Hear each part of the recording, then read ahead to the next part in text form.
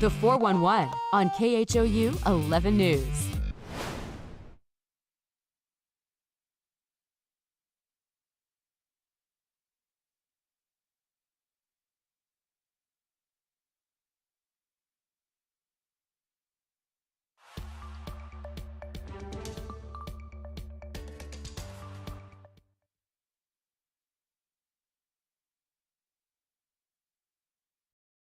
I talked to my son and I told him that they're going to have higher fencing.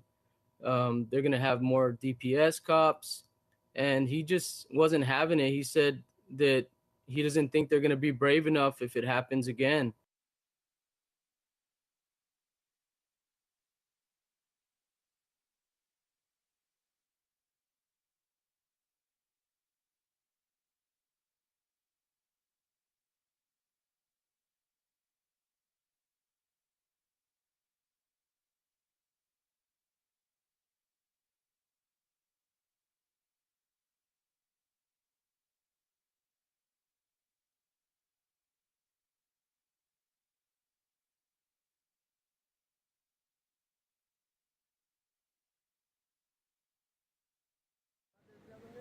Oh, that's great. Wow. This is an area for me. Okay, y'all ready? Everybody.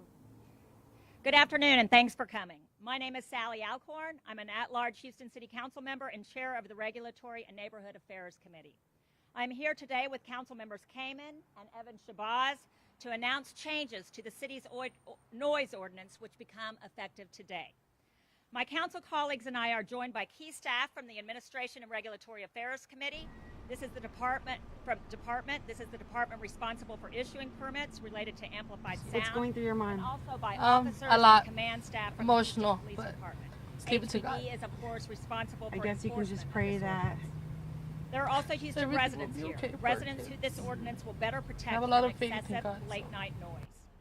We don't have representatives from the Neighborhood Beer Garden and Bar Association, but I want to acknowledge that they also worked with us on these changes.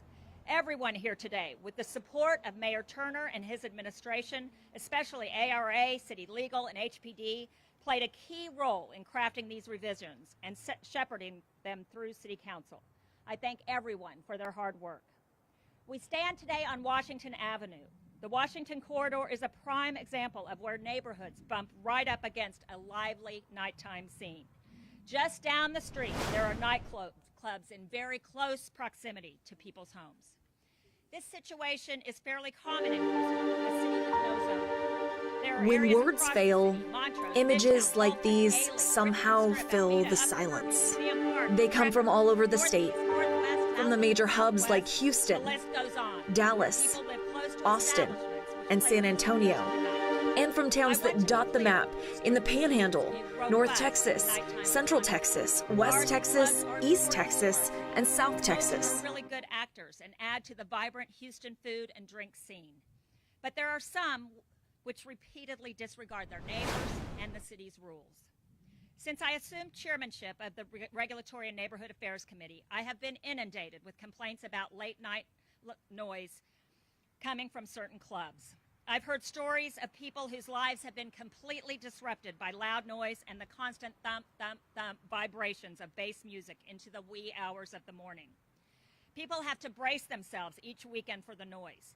They experience sleepless nights and all the ill effects that go along with that. One woman I spoke to sleeps in her interior bathroom to block out the sound. I've talked to some who have installed their own soundproofing at great expense.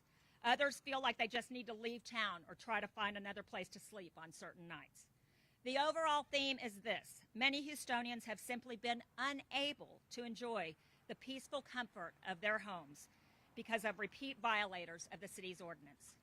To address this, in May, City Council passed rules to strengthen its ordinance. Changes include increasing the maximum fine for violations from $1,000 to $2,000, revising the requirement that a sound permit is issued to an establishment rather than an individual.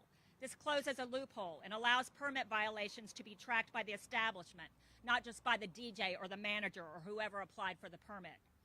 The city is now requiring a new permit for all commercial establishments within 300 feet of a residential property playing amplified sound which can be heard outdoors after 10 p.m. on weekdays and 11 p.m. on weekends. No amplified sound heard outdoors may be played from 2 a.m. to 8 a.m. Further, we are codifying and refining the administrative hearing process for suspending or revoking a permit. The administrative hearing will be an option to the cumbersome and lengthy municipal courts process. This option will be aimed at repeat offenders. The Administration and Regulatory Affairs Department will look at the data and work with HPD to determine where the repeat complaints and violations are occurring. These problem establishments may be called into an administrative hearing where they will have to present a sound mitigation plan to the hearing officer. If the plan is accepted, the bar will have 90 days to implement it. If it's not accepted or implemented, the bar's sound permit could be suspended or revoked, thereby disallowing them to play any amplified sound after 10 p.m. on weekends or 11 p.m. on weekdays, 10 p.m. on weekdays and 11 p.m. on weekends. That's a summary of the primary revisions. I'll now ask my colleagues, Councilmember Kamen, whose district we are in right now, to say a few words, and also Councilmember Evan Shabazz. These two colleagues were instrumental and were with me every step of the way. They've bought sound meters for officers in their districts, and they were right here making these revisions and getting them through council. So, Councilmember Kamen. Thank you, Chair Alcorn. First, I want to express my gratitude for Chair Alcorn's leadership. As she said, we have been working on this, probably since coming into office. Even on the campaign trail, one of the top issues we heard was specifically related to noise for me in my district along Washington Avenue and in Midtown. I also want to recognize the partnership of Mayor Turner in helping us to move this along with his administration, his departments, legal and ARA. But Mayor Turner, while he could not be here today, was also a huge advocate for this ordinance, and we're very appreciative of him. This would not have been possible without the involvement and voice of residents in my district, our super neighborhood and civic club leaders, as well as local businesses, as Councilmember Alcorn referenced. I also, though, think it's important to note with all of the improvements, especially the fact that this ordinance change, and it should be noted, ordinance changes are not easy. It takes a lot of work and time. This adds additional teeth. It gives the city additional tools of enforcement, but it's also important to note the strain that these constant calls, these constant violations have on our law enforcement.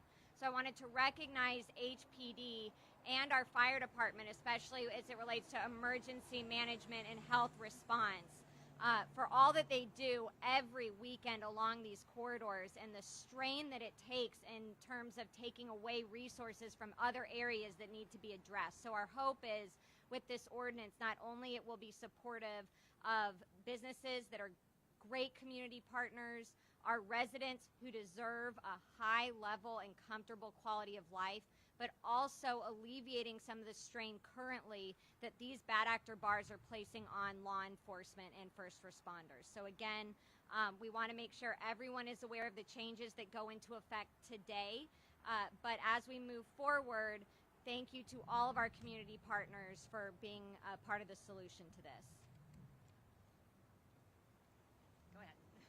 Councilmember Evan Shabazz from District D, the District of Destination. Thank you, Chair Alcorn. I'm actually going to start this by saying, do you hear that? Peace. And that's what we're trying to carry out as much as possible while people enjoy themselves. And so our main objective was certainly to have teeth to the ordinance. And I think that we, through our collaborative efforts with the mayor, have provided that. And certainly my office donated 10 state-of-the-art sound meters to both 10 to the South Central, 10 to the Southeast. Because along with the teeth, we want documented data to make sure that when we go to court, it will stick. Because we do not want the quality of life disturbed for our citizens.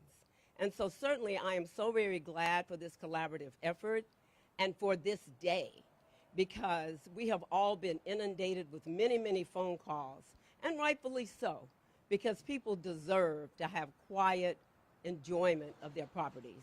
And so certainly, hopefully, before we got the sound meters, it was a technical problem because they had to go back into the station to actually get the sound meters to come back. And now with 10 going out with the officers, 10 in Southeast and 10 in South Central, that will help this and help people to actually deal with these sound measures as well as get them back on the street so that we can continue to try to keep the neighborhood safe. So thank you so very much. Thank you, council members. Next, we will hear from Catherine Bruning, Assistant Director for the Administration and Regulatory Affairs Department, to briefly discuss the new commercial establishment permit and education process. Hi, I'm Catherine Bruning. I have brought a brochure with me that everybody is welcome to a copy of, and we do have in our office as well, that talks about the changes that were made to the ordinance. The biggest change was the commercial establishment permit. That is for any bar or restaurant that plays outside amplified sound within 300 feet of a residence. One thing we did do when we did this is we have an annual permit right now. And so we have 48 annual permits that have been issued. 27 of those permits are going to be converted to a commercial establishment permit, with their permit expiring at the point their annual permit would have expired. So we're working on that now to get those transferred. We're open. People have questions.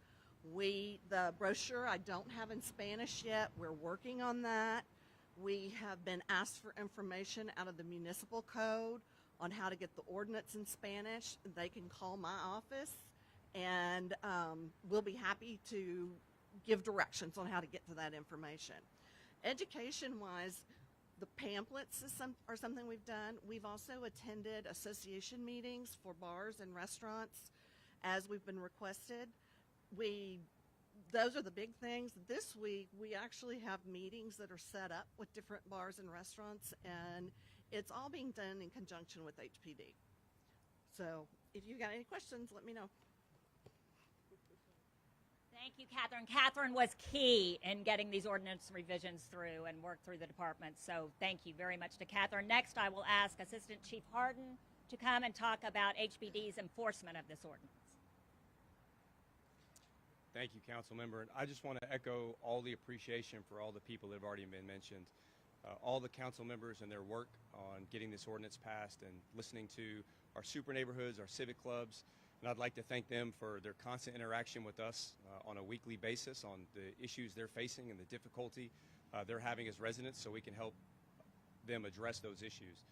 Also, under the previous leadership of Assistant Chief Tin, who had this position before me, and the leadership of Commander Guzman from Central, who's here today, and Lieutenant Zog and Sergeant Graham and their DRT unit, who have formed a loud noise unit that helps us enforce both the current ordinance and the new ordinance today. I can't thank them enough for their work over the last several months.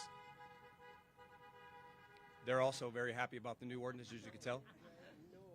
So I just thank them very much for their leadership. From an enforcement point of view, the new ordinance gives us a little more teeth for a stronger deterrent for the bad actors that don't want to do what they're supposed to do, and also gives us a clear path forward for possible permit revocation or suspension. And that's, to me, the biggest thing from an enforcement point of view on the new ordinance that we're excited about, is it gives us a clear path forward to handle any of the people that are continuous and repeat offenders. So again, I thank everybody for their work for the new ordinance, and I could not be more appreciative, as the council members already expressed. So thank you all very much.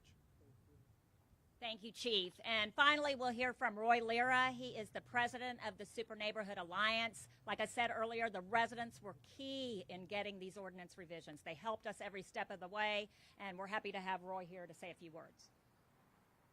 Thank you all, and thank you, council members Alcorn, Peck, and Evan Shabazz, for your leadership in this charge. My name is Roy Lira, and I am a representative of the Houston Super Neighborhood Alliance, an organization that advocates on behalf of the 88 designated super neighborhoods within the city of Houston. These super neighborhoods, as mentioned, include areas like the Washington Avenue corridor, McGregor, Lawndale, Wayside, A-Leaf, Cashmere Gardens, and others. I want to thank you for the opportunity to come here before you today and express our support to the changes of Chapter 30. Our ask today as a civic association is simple. Enforce the laws that have been passed by City Council, enforce what has been proposed by many stakeholders within the community. For several years, civic leaders have expressed their concern regarding excessive noise from bars and clubs and the negative impact it has on residents and community within this city. The areas differ, yet the results are the same. Communities that must live in fear of behavior and violence that consumes their daily lives, or even appreciating something as basic as a restful night of sleep, or loss of property value, are the realities of potentially an ordinance that's not enforced. As area super neighborhood councils shared their concerns, it was not difficult to realize that Chapter 30 was and it continues to be the relief that neighborhoods and constituents seek that can turn around a residents' and neighborhoods' quality of life.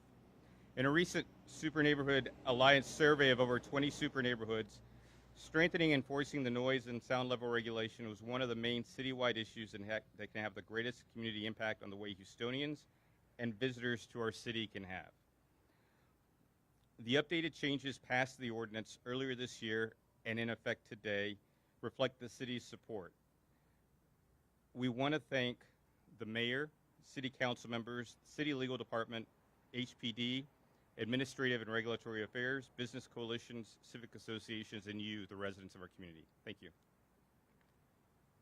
Thank you very much. And yes, as Councilmember came and everyone said, the mayor was instrumental in getting this done. I can't get anything done without his departments, so I really thank him for his support in getting these revisions done. Happy to entertain any questions. If I can't answer them, someone else can.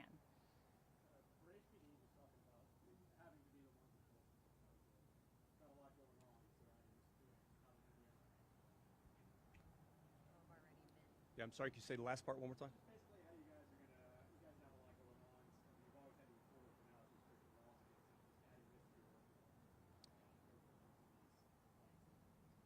So on a daily basis, we're constantly juggling assets to whatever our biggest threat is, right? And so as the mayor and the chief have said numerous times, we're constantly fighting violent crime day in and day out. But Commander Guzman formed the loud noise unit for these specific hours on the weekends at the peak times to specifically address this, because if we did not address it in that way, it would be pulling other units off the street that were dealing with violent crime. So that's why it's a separate unit away from our patrol officers that at the peak hours of these issues that's dealing with that. So we've already put those measures in place and just the ordinance is changing. We will be adding more overtime manpower to the Washington corridor in the coming weeks, separate from this ordinance, but you know, it's an issue that we hear loud and clear from the community and we're trying to help them address.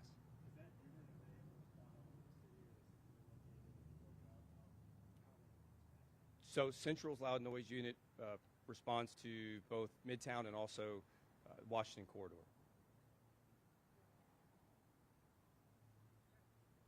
And just to add on to that, as you heard Councilmember Evan Shabazz say, as district members, we are already funding overtime patrols, funding loud noise unit. The mayor has given millions of dollars into overtime, but as to Councilmember Alcorn's point, one of the measures in the ordinance strengthening is giving the administrative process avenue.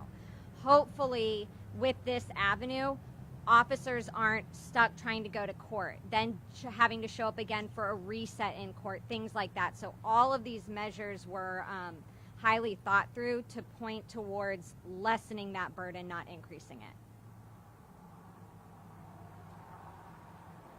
Will the meters be measuring the decibels from the establishment or from the residents? The measurement will be taken from the residents, the property line of the residents. Can you speak a little bit just about the process that it took to get to this point where we're finally having a Right. Well, it's a stakeholders. You have to include industry stakeholders. You have to include residents. You have to work through all the legal challenges that are there. So it's basically a process of working with all the city departments and stakeholders, which takes time. You have to have meetings. You have to get together. You work through one set of changes and you realize there's a bump in that road and you go through another set. And that was kind of the process. When we passed the ordinance in May, we wanted to give a few months for its effective date so people could get used to the idea, people could learn more about it. We're still not out to go penalize anyone. We want to educate the bars and restaurants and clubs that are within 300 feet of a residence that play late night noise. We're not going to look for them. We want them to punish them anyway. We want them to know about this. We want them to get the permit. And that's kind of the education process where Catherine Bruning was talking about. We're going to spend time educating them. But this just gives more teeth to the city. You certainly don't mean the time when we were pulling our hair out. You don't mean that very beginning, right? Yeah, this took a while. This took too long. Yeah. Ask any neighbor who's been up all night down the street. Yeah. This took too long. So we're really happy to be here today. Anything else? Okay, thank y'all so much for coming. We have Spanish speaking officer to go over many of this. Commander, any of my notes.